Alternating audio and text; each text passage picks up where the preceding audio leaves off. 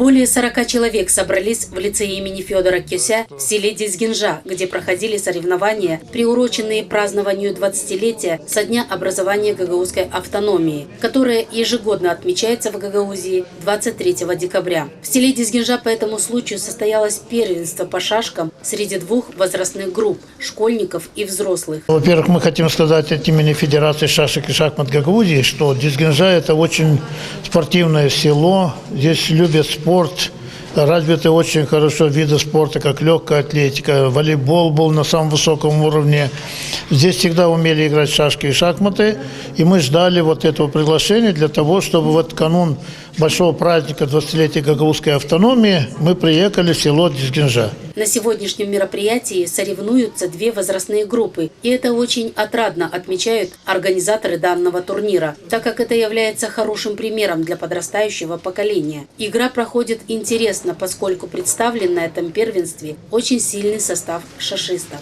Сегодня мы проводим шашечный турнир личный. И есть команда, приглашенная из Чекмайдана, Конгаза, Аударма. Ну, пока есть кандидаты камрадские, пацаны есть, он играет хорошо. И взрослые тоже камрадские играют. Вот, выигрывает, да. Дети и взрослые с удовольствием приняли приглашение участвовать в первенстве. Этот турнир – хороший экзамен для них. Многие из участников с гордостью вспоминали о тех, кто их научил играть в шашки. Отмечали, насколько им интересен этот вид спорта. Мне понравилось то, что этот турнир проводят, то, что о нем помнят и всегда будут проводить. Я здесь впервые, мне здесь очень понравилось.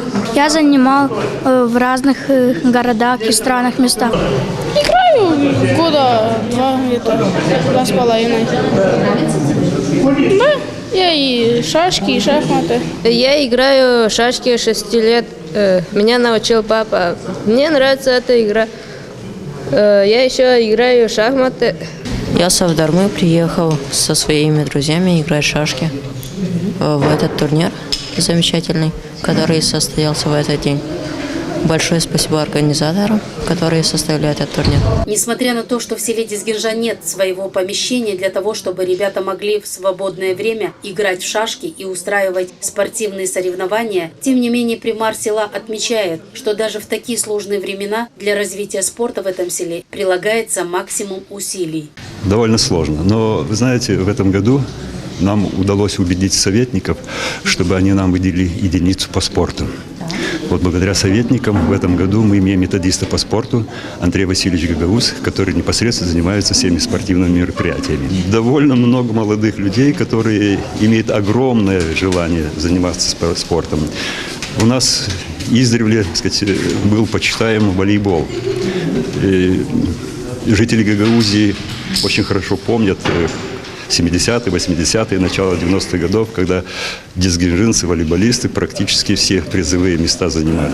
Но в последнее время, в общем-то, мы сдали. Шашечный турнир в селе Дизгинжа проходит впервые. Для организации данного мероприятия подключились и ветераны по шашкам. Они с гордостью отмечают, что на это соревнование представили 6 своих воспитанников. Мы очень довольны, что они по нашим приглашениям приехали. Спасибо им.